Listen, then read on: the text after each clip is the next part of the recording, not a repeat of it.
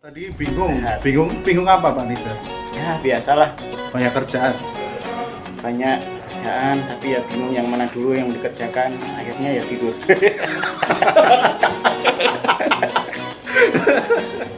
Pandemi ini kan luar biasa ini. Sebenarnya masyarakat kita sudah siap nggak sih dengan adanya teknologi yang harus online itu? Menurut kacamata Pak Nisa, Nggak siap. berapa persen? Dari Paling analisis? menurut saya di kota-kota saja itu mahal kan. Tapi berbicara pandemi kan mau tidak mau memaksakan. Iya toh. Jangan lupa guys, subscribe, share, and like, and comment di YouTube kami. Oke, selamat pagi. Ya, assalamualaikum warahmatullahi wabarakatuh. Iya. Ketemu lagi ini kita dengan obrolan ngalor ngidur ora jelas sama Pak Nizar. Pak Nizar gimana kabarnya? Alhamdulillah. Alhamdulillah. Tadi bingung Sehat. bingung apa Pak Nizar? Ya biasalah, Banyak kerjaan. banyak kerjaan tapi ya bingung yang mana dulu yang dikerjakan, akhirnya ya tidur. Luar biasa, berarti sufi banget ya Pak Nizar ya. Sufi ya. Ya. Sufi berarti kan semuanya itu qadarullah. Jadi semuanya tergantung dari Allah, dari Tuhan. Ya kalau kita bisa mengerjakan, ya kita kerjakan. Kalau kita pusing ya berarti kita tinggal tidur. Betul lah Pak Nizar. Tapi kan Pak Nizar gini, Pak Nizar kan pekerjaannya banyak kan. Saya tahu sendiri. Nah, seperti itu. Jadi teman-teman, ini Pak Nizar ini memegang semua sistem yang ada di kampus kita seperti itu. Membaginya itu gimana Pak Nizar?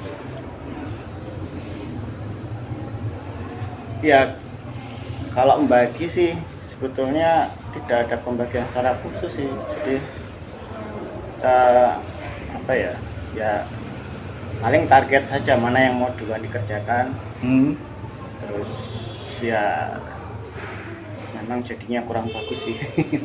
Nah, Tapi kalau ya, pandangan Pak Nizar sendiri sekarang kan arahnya kita digadang-gadang nih industri 4.0, social society 5.0.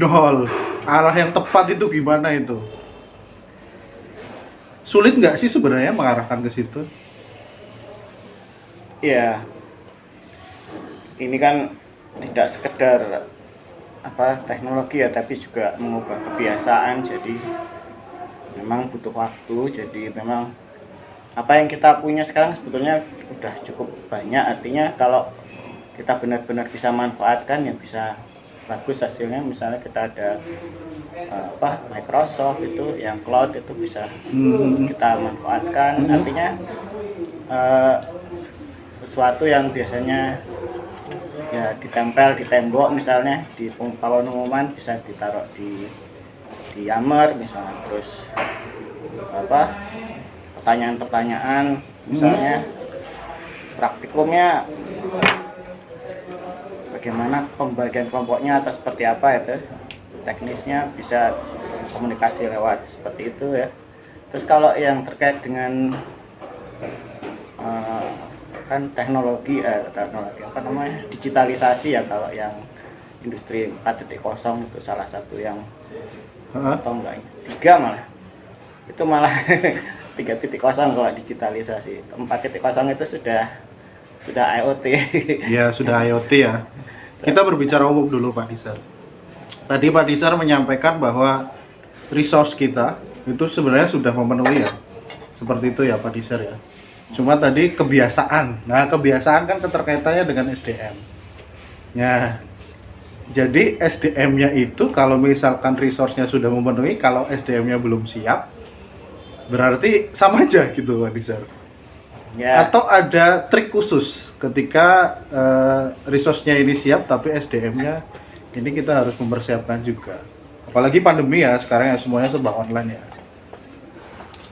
ya memang sebetulnya yang paling utama sebetulnya malah SDM ya.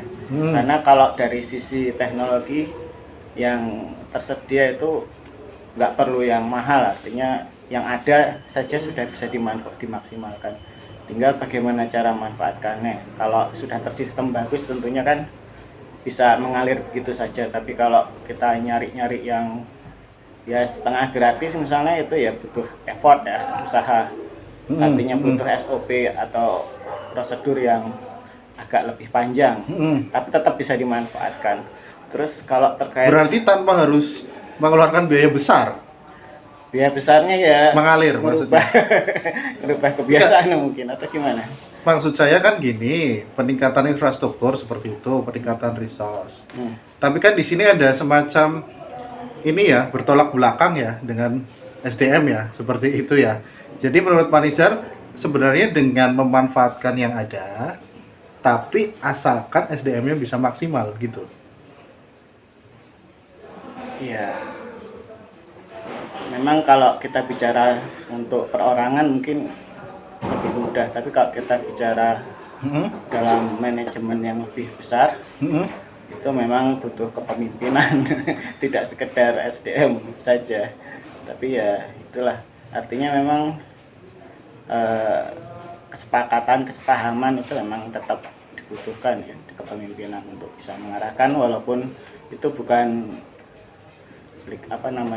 teknologi yang berbayar mahal, tapi yang gratis mungkin itu ya bisa dimaksimalkan.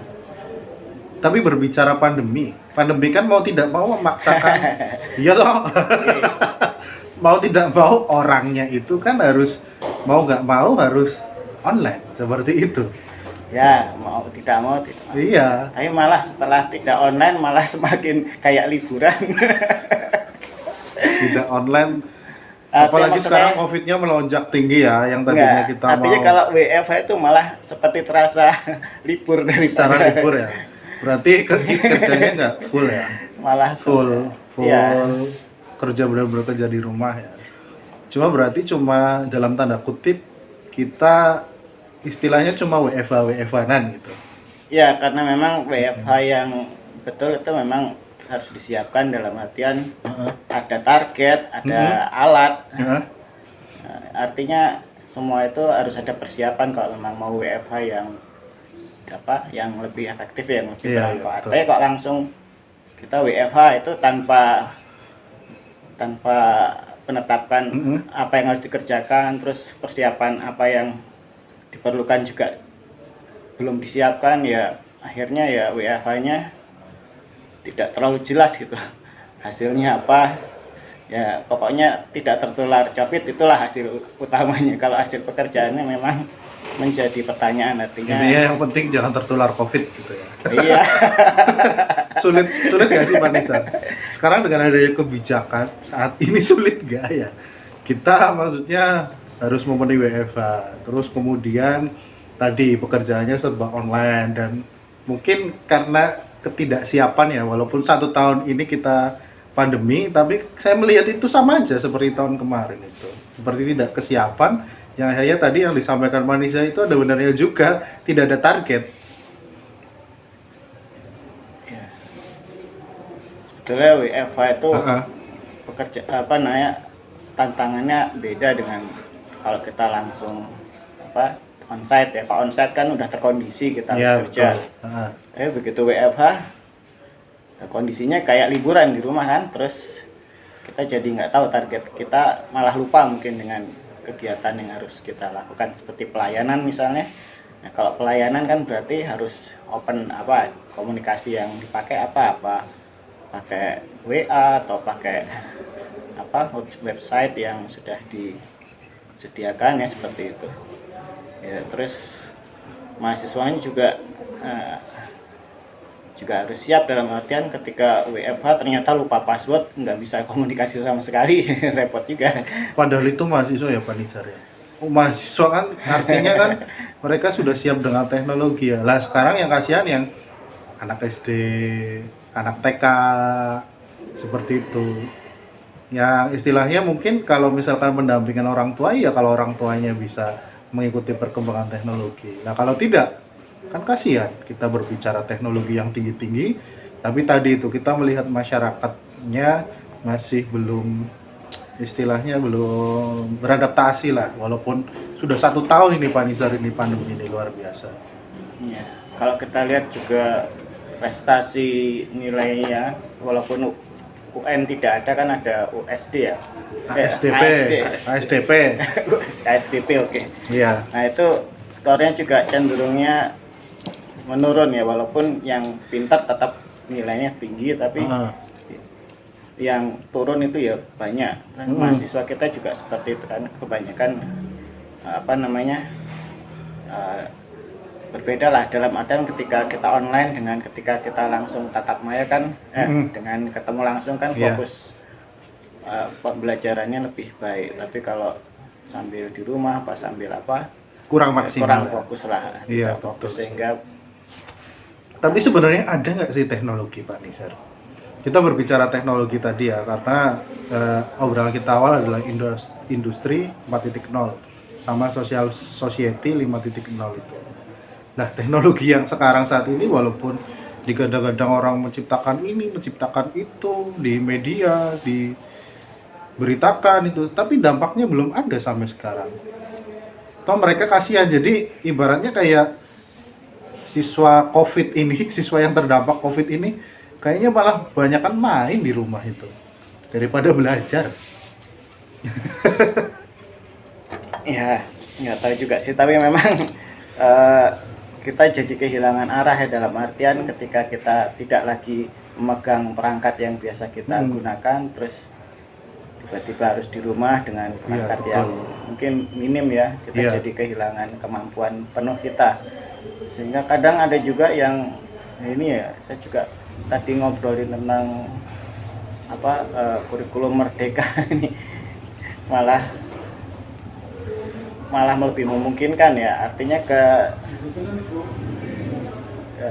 dari kurikulum merdeka kan hanya hampir separuh ya, 84 SKS itu saja yang menjadi kewajiban, sementara yang selebihnya gado-gado.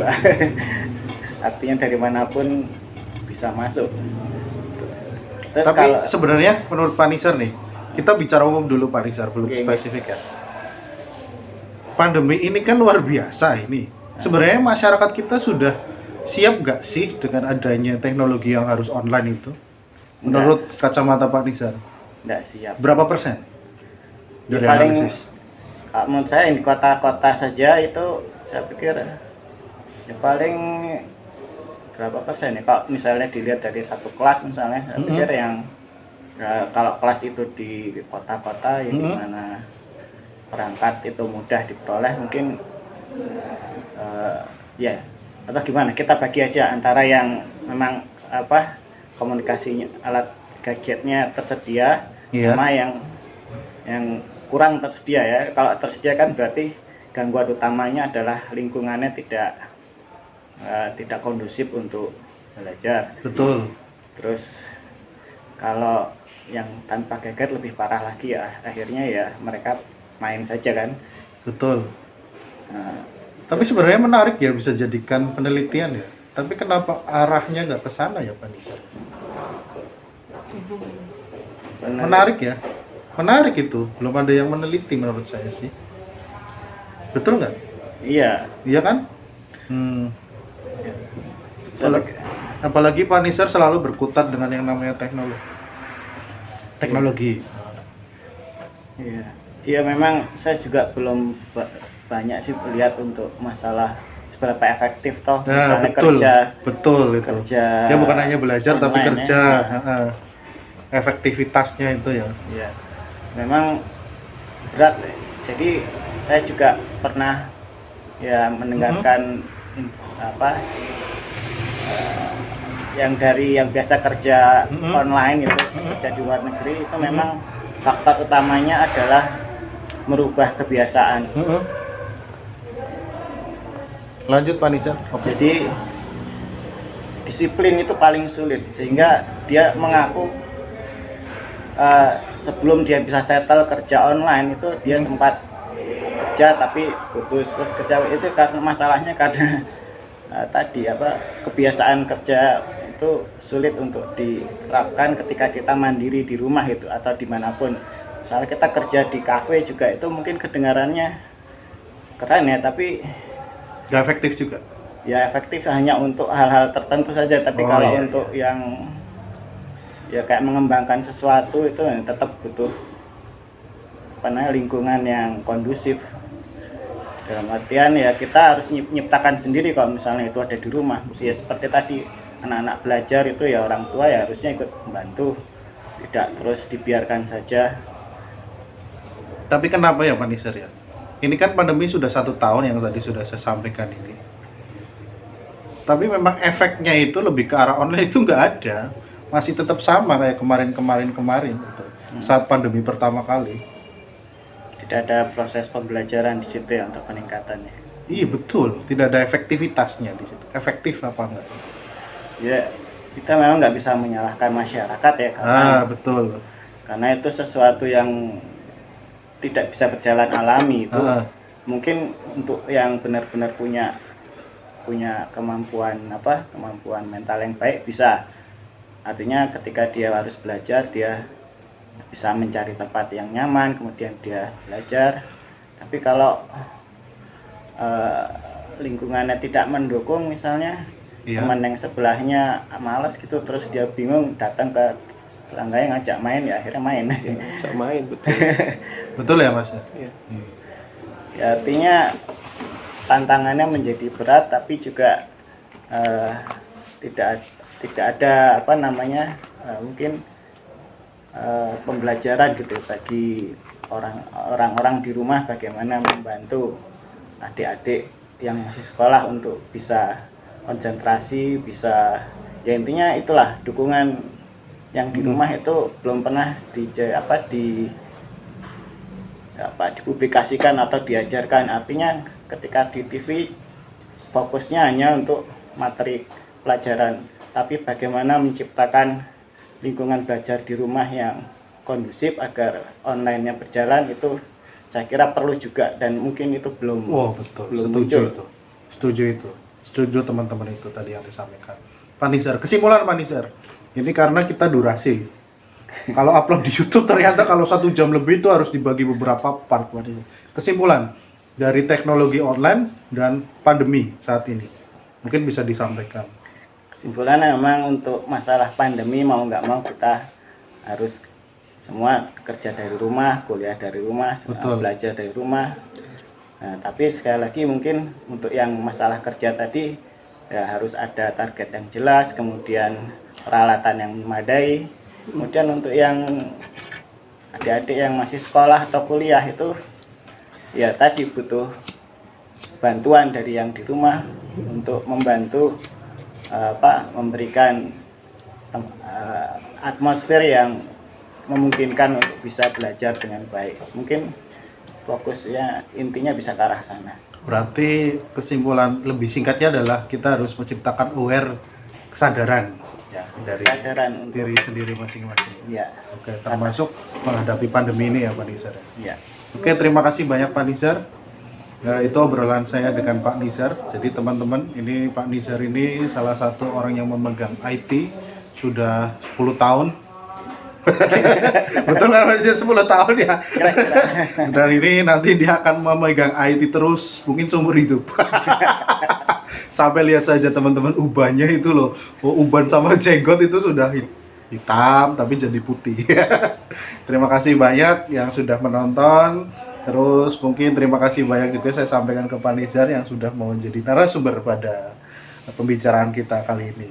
Oke Pak Nisar, salam sehat, tetap jaga protokol kesehatan. Terima kasih sekali lagi. Wassalamualaikum warahmatullahi wabarakatuh. Terima kasih telah menonton di channel kami. Dukungannya ya. Subscribe itu gratis guys.